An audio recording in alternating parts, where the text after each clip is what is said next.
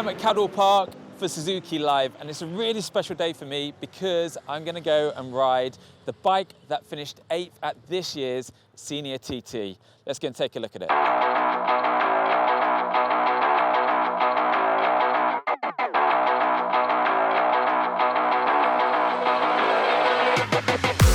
So here we are at Cadwell Park, and we're doing a bit of a tech spec on the Team Classic Suzuki GSX-R 1000. This is the bike that we raced this year at the 2024 Isle of Man TT. We attained in 8th place with Sean Anderson, who again completed another personal best. So brilliant effort from him, and you know, we as a team really pleased with that. So going to talk you through a little bit of tech on the bike. So here she is in the standard Team Classic Suzuki colours. We've always gone for this traditional blue and white. It just kind of works, and on this bike it really makes it stand out.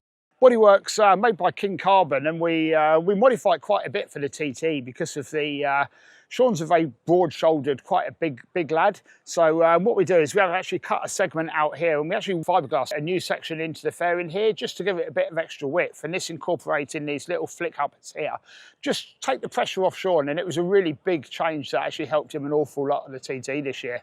So one of the big changes we did for 24 was we've reverted to the Yoshimura fuel tank. For 23, we run the factory underslung fuel tank. So the fuel tank effectively came down and finished around about here. And while that works incredibly well on the short circuits, it does make the seat unit very wide.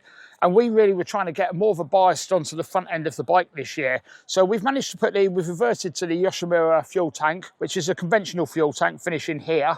And this allows us to run for this year the standard road bike subframe, which allows us to put a lot thinner seat unit on. It allows Sean to move around a lot more on the bike, make himself a lot more comfortable. Obviously, we've got the quick filler here. It's not a full quick filler. They're not allowed at the TT, but we try and make the opening as big as we can, try and make the fuel fills as quick as possible. So while we're on with the fuel filling, the only other thing we do in the pit stops at the TT is the rear wheel change. So we've got the Dimag rear wheel here.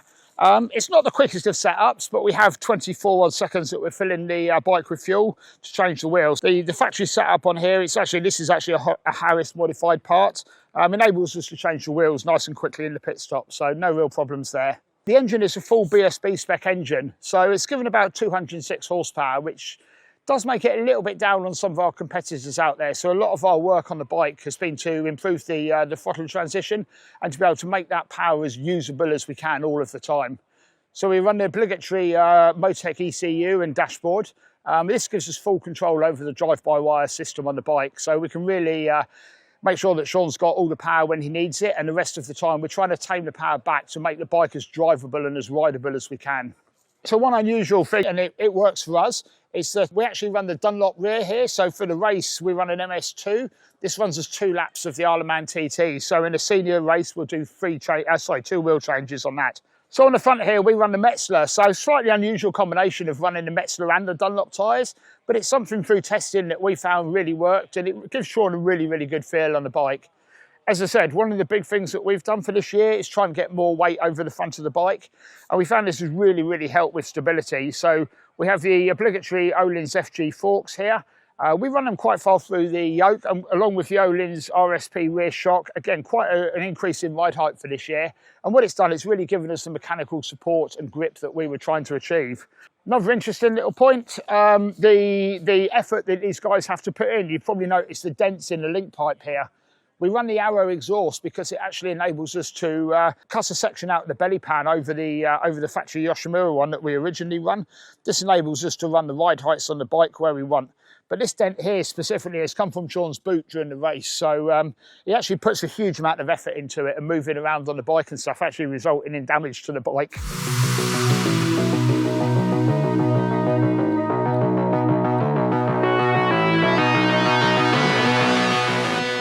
Yeah, so there she is, looking every bit like a bike that's just finished the Senior TT. There's bugs everywhere, there's suspicious stains on the tank, and you know, that's a bike that's worked hard. And it's exciting for me because I realise, yeah, it's a real opportunity to go and ride a piece of history like that. What's it going to be like? I guess it's going to be fast, it's going to be bulky with that tank. You know, I'm hoping that they've obviously done quite a lot of work on the setup of it. you know, so it'd be nice and agile. Who knows? I mean, this is the beauty of a situation like this. You're kind of trying to second guess what something's going to be before you actually try it out for size. But yeah, all I know is I'm super excited, and I've got about 5 minutes to get my leathers on. So let's be having you.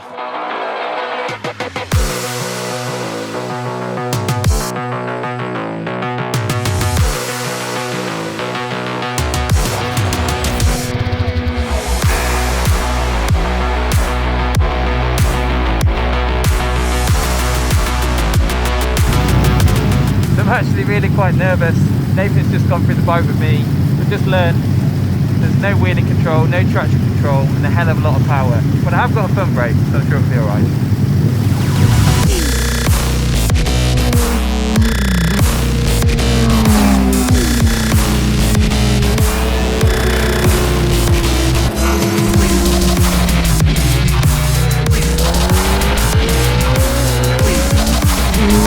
First session done.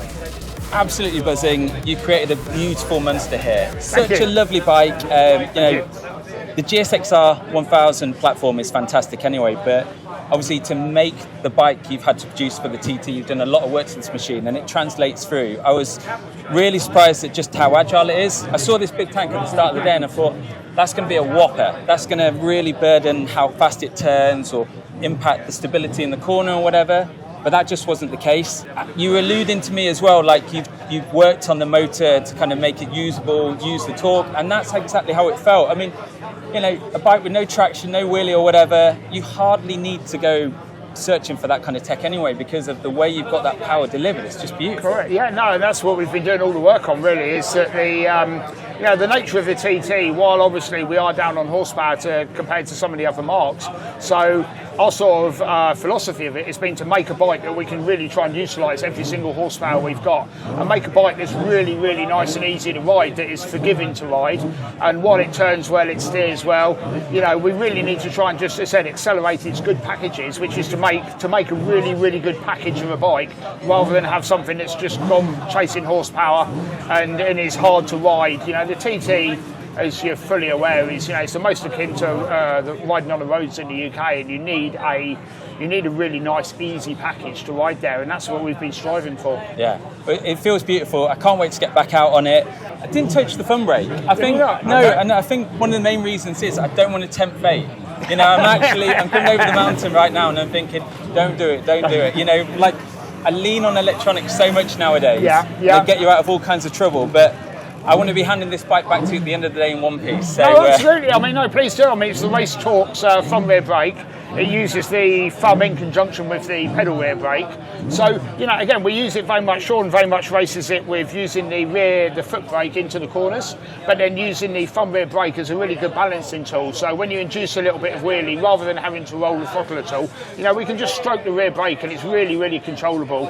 And just utilise that just to keep the wheel down, just to settle it up, coming up to a rise. So, you know, you should start playing around with it a little bit more, and that's the next session. And get out there and enjoy it.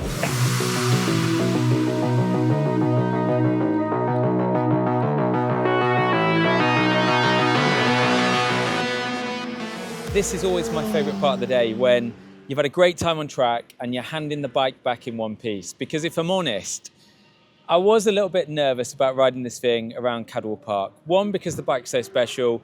Two, because there's a lot of power to that machine. You know, there's a lot of scope to kind of get it wrong and, put myself on my arse, you know, and put a few scratches on that beautiful bodywork, but I haven't. And I've had such a blast today. So much to talk about. Where to start? I guess I want to talk about the overall package actually first. What has surprised me is that for a machine that makes 206 brake horsepower, I mean, this is pretty much a full Superbike spec engine. It's been such an easy, enjoyable bike to ride. Loads of torque, like a nice, consistent delivery of power, great fueling. It's just been very manageable. You know, great handling. I'm going to get into more depth about it, but I just am so impressed by how polished the whole machine is. And I guess that's what, you know, helped Sean achieve the feat that he did at the TT this year. 206 brake horsepower in today's money is not that much. It sounds crazy to say that, but in truth, It's just not. For perspective, John Reynolds' 2003 BSB Championship winning GSXR 1000 claimed to make 205 brake horsepower, so nigh on identical to this. What there is a very good throttle map, and that's something that took me a little bit of time to get used to. So when I was riding this bike initially, at the start of the day, I just had the big numbers stuck in my head. 206 brake horsepower, one slight twist of the throttle away from going wrong. And I was a little bit nervous, a little bit nervous about winding on with that throttle and just powering out of bends. But what I came to learn very quickly, because the bike's been mapped so well, because the throttle map is so supportive and allowing for you, you can be greedy with the quarter turn throttle that this thing's got. Loads of torque, there's always good drive. You haven't got to be clinical with the gear selection. I mean, Suzuki's even in stock format. The stock GSXR 1000R road bike was nice and torquey low down, probably one of the most torquey road bikes in that sector when it was on the scene. And this is a continuation of that. The Suzuki's got good torque, good punch out of a corner, and it's just moderated to help you get out of a bend, considering this is obviously a spec'd up version of that Superbike. As for the handling of the bike, the suspension, I mean, it's got top drawer O-lins on it, so you would expect good things. This bike here is obviously back straight from the TT. Sean's a different weight to me, a different size to me, rides in a different way. I've not gone messing around with the setup at all, but I've enjoyed this bike for the way it handles, the way it feels. It's a very tangible motorcycle. It's got so much feel through it, through the chassis. Yeah, it's quite interesting that I think the team opted to run, in fact, the standard swing on this bike over like a Trixuta or something like that, but it just works. It's such a telling bike, and like I say, it's nice and precise, and whether you're kind of gassing out of a bend or firing into one, it just feels really supportive. For me, probably the suspension was a little bit stiff. It feels like it's quite jacked up, especially on the rear. Maybe that's just the way Sean likes to ride it or whatever, or more to the point, how it has to be around the TT. And I found in some areas like quick transitions, maybe through the gooseneck, like you really did work that front end when you're changing from the right really fast over to the left. There'd be this pump right at the bottom of the stroke and a bit of a kickback as it rebounded, and then a natural kind of wheelie, down the gooseneck, which was all fun. It's got some fancy Brembo calipers on it, so I believe they are the wet calipers from Moto 2 a year or two back. Obviously, they're now kind of in customer hands, and here we are with this bike kitted out. I think it's running Brembo ZA4 pads, and the stopping performance of this is absolutely fantastic. So coming into the chicane, squeeze hard on that lever, and in a jiffy, it's wanting to pick the rear wheel up, and it's quite very, very firm on those brakes, very aggressive, but they just haul you up so fast. And the feel through the lever is really good as well. The whole setup on this bike is commendable. And that's backed up by the factory Suzuki slipper clutch on this thing. So there's a bit of a story to it. I mean, what I did find was I had to kind of dial my head into the way that slipper clutch operates. So into corners like Mansfield and Park, to be fair, where you're either really hard on the brake or, especially like into Mansfield, you're going downhill. It did feel like there was quite a bit of grab initially. When you kind of go down a gear, grab hard on those brakes, and it did feel like the bike would want to start backing in. But then the system kind of takes over, and you kind of hear all these noises from the engine, and then everything kind of calms down, goes quiet, and you're just able to fire into that bend. It's a lovely system, just one of those, I guess, setups that you have to kind of put the miles in to trust that it works, because it's different to probably anything else I've ever ridden, and very different again to the stock system I had on my GSXR. But I like that, like I say, in terms of stopping, this thing is absolutely fantastic. So one thing that can't be skimmed over is the riding position on this bike. So it's surprisingly spacious. I mean, it's not the biggest bike on the market, but Suzuki's typically are always that little bit bigger, even though this is a much slimmed down version of the GSXR 1000 than the one that came before it. Maybe it helps that, this particular fairing's like flared out for the TT and whatnot. It's obviously got the big tank as well. So you really feel like you're wrapped inside of the bike. But it's a spacious machine. I'm 5'10", zero cramp. I felt like I could have ridden it all day long. It's just nice and relaxed. I like how Sean's got the bars set up as well. Wide enough open, but not ridiculous. I felt I could get tucked in on it. I felt relaxed on it. And that really helps. I mean, I guess, again, coming back to the TT, you're on this thing for the best part of 2 hours, so you need to be comfy, and I guess that's been a major focus for him and the team. It's crazy to think that the GSX-R 1000 is no longer available because it's such a great bike. Even in today's world, yes, there are lots of machines that make 20 plus horsepower more than it, more than that, best part of 30 horsepower more than this machine in the showrooms, but they're not GSX-Rs. And it's kind of highlighted to me, it's been a while since I've ridden one of these, it's highlighted just how great the package was, just how capable it is. Look, there's a reason why Sean was able to put it to the position he did in the Senior TT this year. And likewise, why the Cert boys at World Endurance are doing what they're doing. They've just built a fantastic package here. I wish Suzuki had carried on with it, developed it, maybe, yes, put a bit more horsepower into it, but they had such a great foundation. And the maddest thing for me is this, that I was on the launch of this bike out in Phillip Island. I think it was 2017, the start of 2017. It doesn't seem 2 minutes since this bike has come, blown up all over the world, won championships, won TTs, achieved amazing feats, and yet now it's gone. And I think that's been the real privilege for me today, to get back on one, and especially one as fantastic as this, to remind myself that Suzuki really did build something special. And I really hope that it stays out on racetracks and in the scene for as long as possible. It's still a popular choice, in stock championships and club racing the world over. Are we ever going to see another GSX-R 1000 in the showrooms? Who knows? But what I do know is that if ever I had 35 grand kicking around and this thing was up for sale, I'd buy it tomorrow.